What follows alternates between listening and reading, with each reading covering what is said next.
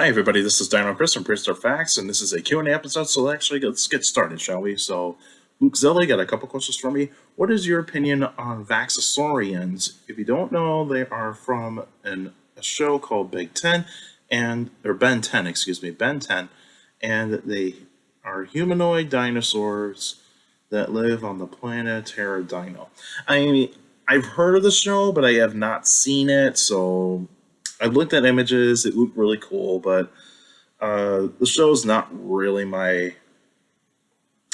the show I would be watching. But I know a lot of people do like that show, and so I understand why people like it, and so on and so forth. But I grew up at a different time, and so my kind of cartoons that I watched like back then was like. Batman the Animated Series, Spider-Man Animated Series, Tiny Toons, any of the Nickelodeon stuff like Doug, Rocko's Modern Life, some Disney stuff, like the Aladdin Animated Series, Little Mermaid, Timon and Pumbaa, The Mighty Ducks, Darkwing Duck, Tailspin. Those sorts of things. And of course, I also am a big fan of like Dragon Ball Z, and those sorts of things. Those are the stuff that I like. Even some of the other Cartoon Network stuff like Johnny Bravo, Dexter's Laboratory, that sort of stuff. But probably in your like say childhood, that was probably the show that you grew up on, and Ben 10, and I mean, that's your taste, I'm not saying I don't like it. I'm just saying it's just a show that I never really got to see, and I don't think I'm going to have to. I don't need to see it. And your second question, I wonder could sea scorpions like Jackalopterus still survive today? No, they wouldn't. And so Jackalopterus is a type of sea scorpion, or a Eurypterid. And so Eurypterids were around from the Ordovician through the Silurian, and they continued all the way down to the Permian. The Permian was the last time that Eurypterids were on this planet, according to the fossil record. And so what Eurypterids really did is that they lived in the water, of course, and they had gills, and of course they had these things called book lungs. And they were able to go up on the surface, and they can breathe in the oxygen. It's just that they just absorb the oxygen. They don't breathe in and out like we do. It's just they have book lungs, kind of like what a lot of arthropods do. Like scorpions, spiders, insects, crabs, and even certain types of lobsters as well.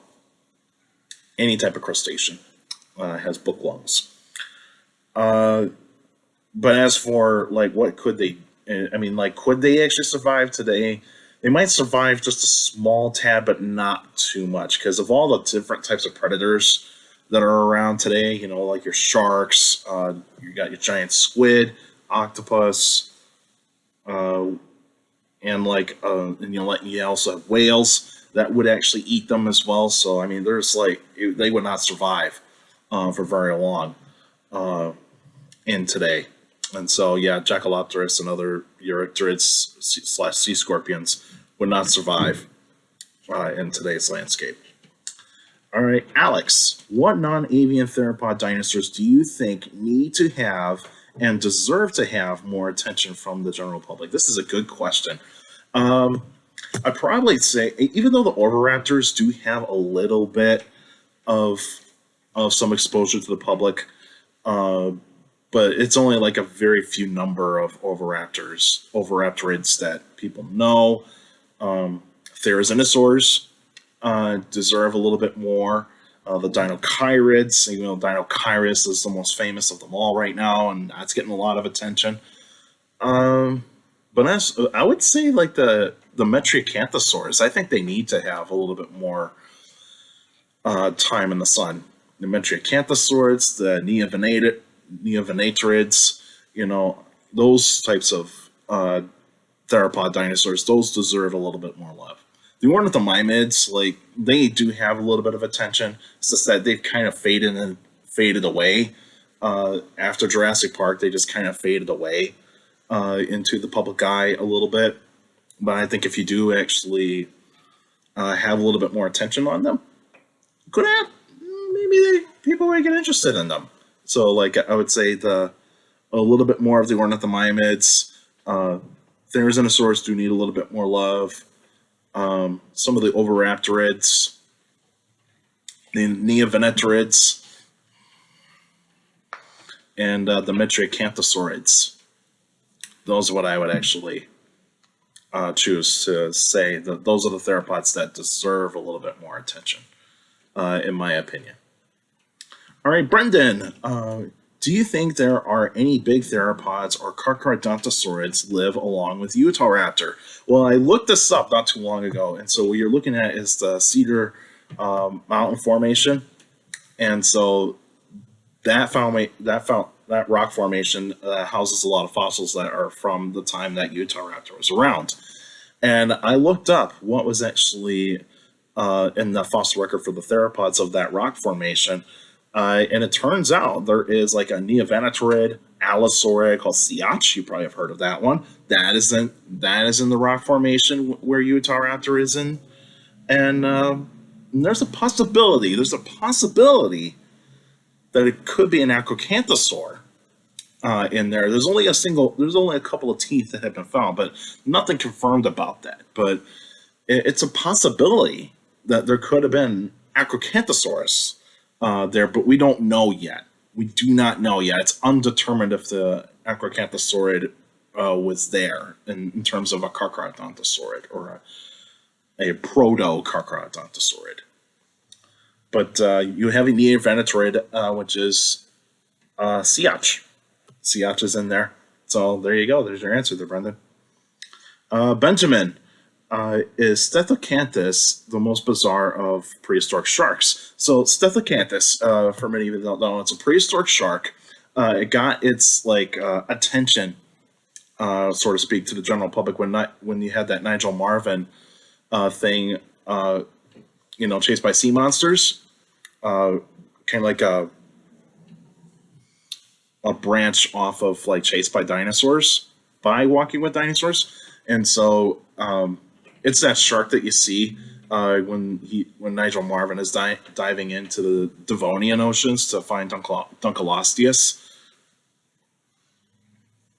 And so you see this like shark that has like this like weird looking fin, and its nickname is the ironing board shark. And so its nickname is the ironing board shark. And so it's kind of got like this fin that's like kind of going up, but then it's flat on the top with a little bit of like these like teeth-like structures on top of it. And it's got also teeth-like structures on top of its head. And that's only the males. Females probably did not have. I think they did not have the teeth-like structures on their dorsal fin. I think they had a little bit of them on their heads, but not too much. But yeah, are they the most bizarre shark? I don't think so. I've seen like much weirder shark fossils and determined in that regard. There's one that almost looks like a flounder. I can't remember what that one was called. Helicoprion, I mean, for crying out loud, that's bizarre. I mean, those are the most bizarre sharks that I've seen. And the ones that we have today, like the goblin shark, or the cookie cutter shark, the seven gill shark, like the list goes on and on and on of like certain types of sharks that are bizarre that we see today. And so, yeah, I would say those are a bit more bizarre than Stethacanthus, but at least it's a good one. Is Luskhan the most bizarre of pliosaurs? It's a weird looking pliosaur because it's got a much more like narrow snout compared to other pliosaurs. Pliosaurs can almost have like this more like rounded snout, whereas like Luskhan kind of has more of like a compressed snout from like it almost looks like it's vertical snout, and so it's weird. Is it the most bizarre? I mean, it almost looks like an actual pliosaur, but is it the most bizarre? I can't really tell. I can't really tell. I mean, I think it's a cool looking animal, don't get me wrong. Is Oryctodromeus the most bizarre of all small ornithopods? No, no. It looks like a typical ornithopod to me. Very typical, almost looks like a Hypsilophodon type of creature. It almost looks like that. Very similar. And your final one, who would win, Albertosaurus or Megaraptor? And so, okay, you got two theropod dinosaurs that are from different geographic locations, and of course, they lived in different time periods. So, Megaraptor lived around 90 million years ago in South America, whereas you got Albertosaurus that lived around 75 million years ago, 80 to 75 million years ago, in like Canada and upper parts of the United States, the 48 states. And they're almost similar in size, but I probably would say is that I'd probably go Albertosaurus on this one because I think Albertosaurus has a stronger bite force. I think Megaraptor would get in a really good, nasty jab with that huge claw that it has and good slashing bites, but I think Albertosaurus takes the cake on this one because of speed and also the bite force. I think that's all it needs to say about that one. I'll go Albertosaurus on this one. All right, that's it for now. Then next week will be a special episode. I'll let you guys know about that, which prehistoric I'm going to talk about. Maybe what I should do is, since that April was like reptiles of April, why not do mammals? Why don't I actually think about some mammals for May? So Mammalian May, we'll call that for the special episodes for May. And I think there's only going to be 2 special episodes this month. So next week, May 11th, and I will have it set up to premiere on next week, Thursday. So that way you guys know that it'll be there, because I got something to do next week, Thursday. And so just to let you know, so I got something to do with a friend of mine. And so, yeah. But anyway, special episode will be next week, Thursday. And you can still send me questions about dinosaurs and other prehistoric life by emailing me at dinochrist71@gmail.com, or just go on my Facebook page, Prehistoric Facts with Dino Chris. Like the page, you should post your questions in the comment section. Please put them in the comment section. Don't put them on Messenger. Messenger is for private conversations. So please put your questions in the comment section on the Facebook page. And also, for YouTubers out there, like the video, subscribe to the channel.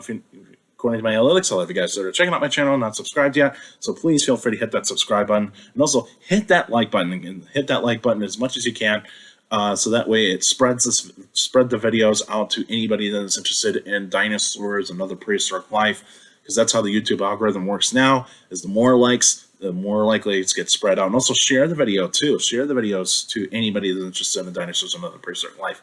And also hit that bell too, so that way you can get notified of every weekly video that comes out. And for YouTubers out there, leave your questions in the comment section, because I do read them all. Your questions do mean a lot in these Q&A episodes. All of you that are sending me questions via email, Facebook, and YouTube, you guys are actually giving me some great questions. So keep up the great work. You guys are awesome. Makes these videos great. And make sure you keep your questions short to the point. You can also follow me on Instagram at dino.chris.pf. I post pretty cool stuff on there. You can also follow me on Twitter at CSGRALL. CSGRALL. That's my Twitter page. I post pretty cool stuff on there. You can actually see it on this side or that side, of the video.